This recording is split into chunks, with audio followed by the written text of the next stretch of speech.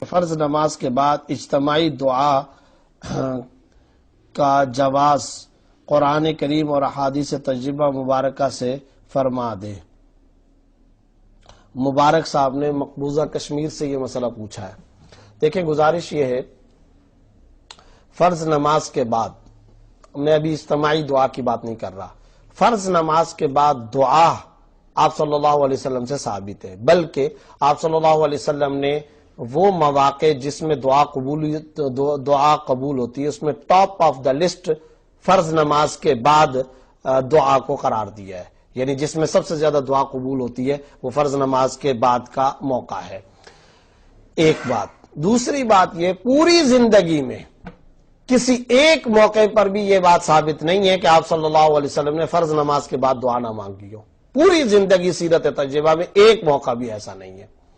لہٰذا یہ ساری باتیں سامنے رکھتے ہوئے فرض نماز کے بعد دعا کا جواز ثابت ہے، آپ صلی اللہ علیہ وسلم کا عمل ہے، آپ صلی اللہ علیہ وسلم نے ترغیب دی ہے۔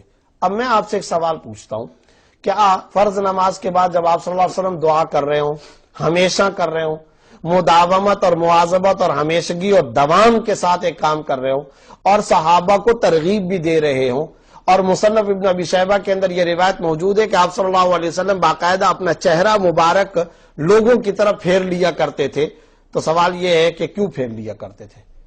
کیا مقصد تھا؟ سوائے اس کے اور کیا مقصد ہو سکتا ہے کہ میں دعا مانگ رہا ہوں تو مجھے دیکھ کر صحابہ کرام بھی دعا مانگیں، یہی مقصد ہو سکتا ہے، اور اس کے علاوہ کوئی مقصد نہیں۔ اب معاملہ یہ ہے کہ جب اتنی ترغیب اور آپ صلی اللہ علیہ وسلم کا عمل موجود ہے تو کیا یہ ہو سکتا ہے کہ صحابہ دعا نہ مانگتے ہوں؟ نہیں ہو سکتا۔ صحابہ یقینی طور پر، جو صحابہ عشق رسالت میں نبی کے تھوک مبارک کو زمین پہ نہ گرنے دیتے ہوں، وضو کا پانی زمین پر نہ گرنے دیتے ہوں، وہ عبادات میں نبی صلی اللہ علیہ وسلم کی کسی عمل کی کاپی اور نقالی نہیں کریں گے، کیسے ہو سکتا ہے؟ لہٰذا آپ صلی اللہ علیہ وسلم نے ترغیب دی، خود کر کے دکھایا، صحابہ نے بھی اس پر عمل کیا۔ اب جب ایک کام آپ صلی اللہ علیہ وسلم کر رہے ہیں، صحابہ کر رہے ہیں، تو اجتماع تو ثابت ہو گیا، اجتماعی دعا تو خود بخود ثابت ہو گئی، اجتماع تو ہو گیا۔ اجتماع کا مطلب کیا ہے؟ کلیکشن، جوائنٹ، مشترکہ، اجتماعی طور پر کوئی کام کرنا، تو نبی بھی کر رہے ہیں، صحابہ بھی کر رہے ہیں، اجتماع تو خود بخود ثابت ہو گیا۔ لہٰذا یہ جو بعض لوگ کہتے ہیں کہ نماز فرض کے بعد اجتماعی دعا ثابت نہیں ہے، غلط کہتے ہیں۔ اسی لیے مولانا یوسف بن نوری رحمۃ اللہ علیہ نے معارف السنن کے اندر لکھا ہے کہ یہ جو بر صغیر میں ہماری مساجد کے اندر فرض نماز کے بعد جو اجتماعی دعا کا طریقہ ہے، قاطبۃً وحتماً ویقیناً، سرکار دو عالم صلی اللہ علیہ وسلم سے یہ ثابت ہے اور درست عمل ہے۔ البتہ جو چیز ثابت نہیں ہے وہ سمجھنی چاہیے۔ ایک تو دعا ثابت ہے، دوسرے نمبر پر اجتماعی دعا ثابت ہے، ان دونوں میں کوئی حرج نہیں۔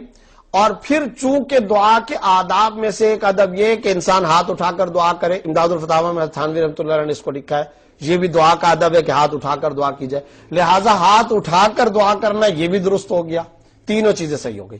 اب ایک چیز ہے جو ثابت نہیں ہے، تو میں عرض کیا کرتا ہوں، جو بات جس حد تک ثابت ہے قرآن و حدیث کے اندر، اس کو اسی حد تک رکھنا چاہیے، نہ اپنی طرف سے کمی کرنی چاہیے، نہ ایڈیشن اور اضافہ کرنا چاہیے۔ جو چیز ثابت نہیں ہے وہ کیا؟ وہ یہ کہ ہمارے ہاں جیسا کہ بعض دیہاتوں میں یا بعض شہروں میں بھی، بعض علاقوں کے اندر بھی، امام دعا اونچی آواز سے کرتا ہے اور سارے کے سارے پیچھے لوگ آمین آمین آمین بول رہے ہوتے ہیں، یہ بات ثابت نہیں ہے، یہ کہیں قرآن و حدیث سے ثابت نہیں ہے۔ پھر ایک ہی وقت میں دعا شروع کرنا، ایک ہی وقت میں امام کے ساتھ دعا کو ختم کرنا، یہ بھی کہیں ثابت نہیں ہے۔ لہٰذا ہر آدمی کو اپنے اپنے طور پہ دعا کرنی چاہیے، کوئی پہلے شروع کرے، کوئی بعد میں شروع کرے، کوئی حرج کی بات نہیں ہے، اور دعا مانگتے رہے۔ اونچی آواز سے امام کا دعا کرنا، پڑھنا اور پیچھے والوں کا آمین آمین کہنا، یہ ثابت نہیں ہے۔ اب اگر کسی مسجد کے اندر یہ کام ہو رہا ہے تو پھر یہ ذہن میں رکھیں، ہمارے ہاں بعض لوگ بڑی سخت تردید کرتے ہیں، تو ارے بھائی، تردید کرنے سے پہلے یہ تو سمجھ لیں کہ دعا ثابت ہے، یہ بھی ذہن کے اندر رکھے، اجتماع بھی ثابت ہے، ہاتھ اٹھانا بھی درست ہے، اتنے سارے کام تو صحیح ہو رہے ہیں نا، اب صرف ایک آدھ بات ہے۔ تو اس کا طریقہ یہ کہ امام صاحب کو خاموشی کے ساتھ، حکمت کے ساتھ، پیار کے ساتھ کسی وقت سمجھا دینا چاہیے، سمجھ کر وہ عمل کر لیں تو بہت اچھی بات ہے، نہیں عمل کرتے تو اس کو ایشو نہیں بنانا چاہیے، اس کو فتنہ و فساد کا ذریعہ نہیں بنانا چاہیے، اس کے اوپر بحث مباحثہ، ڈیبیٹ، لڑائی جھگڑے کرنا یہ بالکل غلط طریقہ ہے، اس سے احتراز کرنا چاہیے۔ امید ہے کہ مسئلہ واضح ہو گیا ہوگا.